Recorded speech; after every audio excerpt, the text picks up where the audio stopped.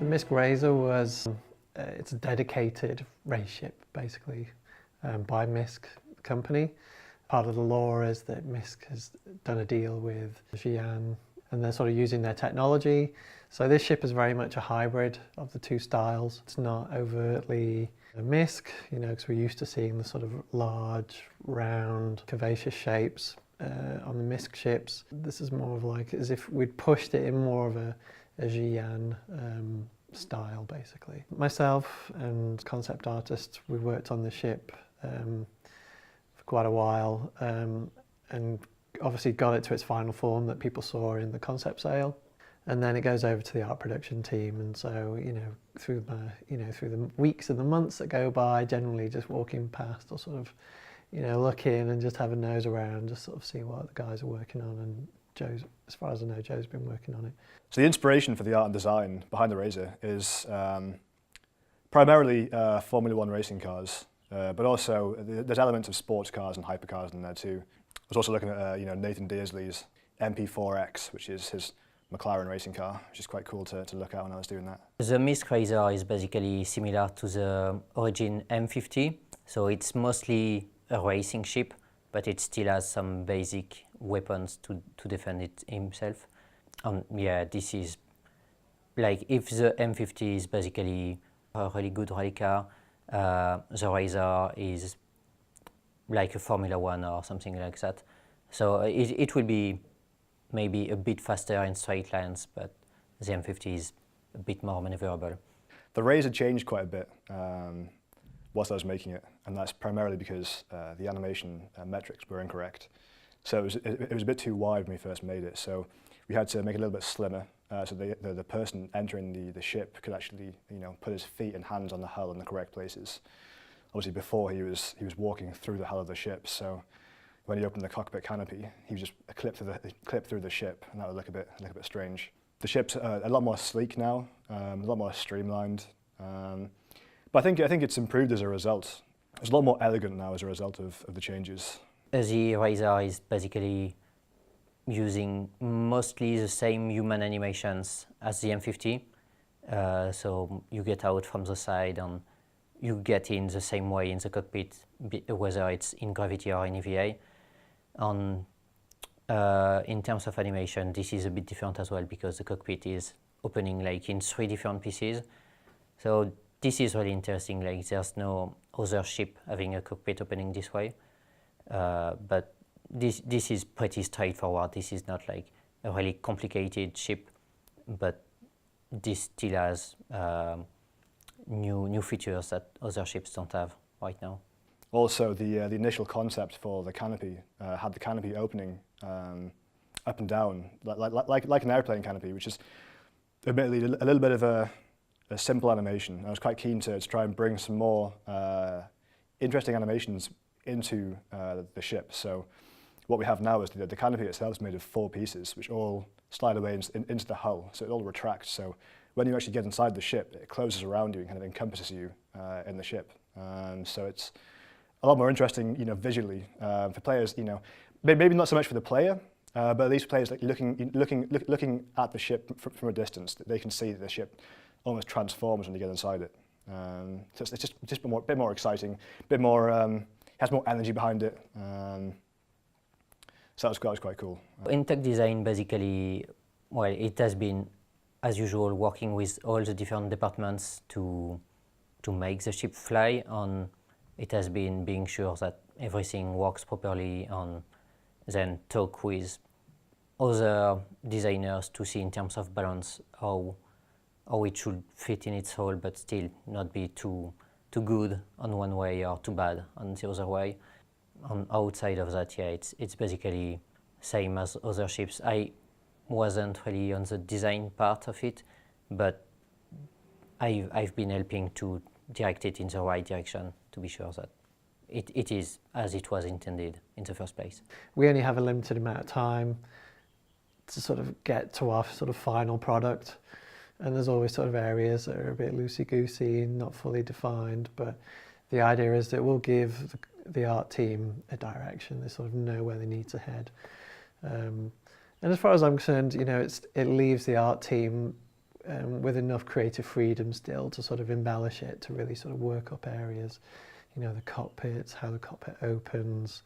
You know, we may have created a few problem areas along the way that will need refining and figuring out. The cockpit for the Razor is supposed to feel a little bit comfortable. It's been designed to feel more luxurious than it used to be. Originally, it was a lot of bare metal surfaces, a lot of, you know, quite hard angles. It didn't look comfortable to be in. Whereas I was quite keen to, when I was given the brief of this luxury element, to breathe more luxury back into it. So when I was looking at Lamborghini interiors, even though it's, you know, a powerful supercar, it still has a very distinct, you know, feel to it, but it also looks like it's comfortable inside. And maybe when you get into it, it's a little bit low, but I think when you're sitting in there and you feel encompassed by it, it feels generally quite comfortable. So I wanted to kind of have a nod to that within the Razor. So the actual seat itself is quite ergonomic, it, you know, encompasses you quite nicely. The joystick and the throttle have armrests by them.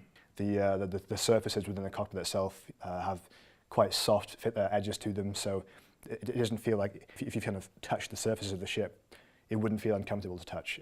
It should have quite a nice soft plush feel to it. It should feel quite matte and just nice to be in. And I think if you haven't got there, it doesn't really feel luxurious. It feels more like a military machine, and I was quite keen to avoid that. You know, when you look at the ship, it's very much a sort of ship of two parts. You know, you've got your main sort of monocoque body, you know, very sort of F1 styling. Again, the sort of large sort of curvature, basically, that we're used to seeing, but rather than being convex, most of them are sort of concave, especially on the front. And then you have this sort of this dark material, almost like looks a bit like carbon fibre. That's really on the main sort of front splitter and on the rear wing as well. And that's basically a composite material that was developed. So it, through its sort of, basically the way it works is it enables the racer to collect hydrogen, extra hydrogen while in flight. So it gives the ship an extra boost of speed. So that's, you know, so basically, you know, the ship should theoretically go faster than the others. I mean, that's the hope, right? I think the MISC Razor it's an interesting one because it doesn't adhere to the general design ethos behind the MISC lineup. I think it's pretty much the antithesis of what MISC has made so far. It was an interesting challenge. It was one of the more complicated things that I've built to date, purely because the hull was so curvy and sleek, and trying to maintain the flow of those curves across the entire ship was very hard to balance. With some of the more boxy ships, they're a lot more forgiving with how you model them. You know, you can have things kind of crashing into various elements, and you can hide stuff away quite easily. But with this, because it is such a formed shape, it becomes very difficult to make the flows look smooth all the way around. One of the problems that we face generally is smoothing issues. So when the light catches, you know, a sleek surface, for example, if the smoothing and the topology isn't all correct, you end up with this quite nasty triangulation, which is quite hard to avoid. So we had to build this thing using like a subdivisional workflow, and then you kind of go back and retopologize it, like strip it out, clean it up numerous times, and kind of make the hull in iterations. It was a lot of back and forth. You know, make a bit, see if it works, make a bit more, hope it works.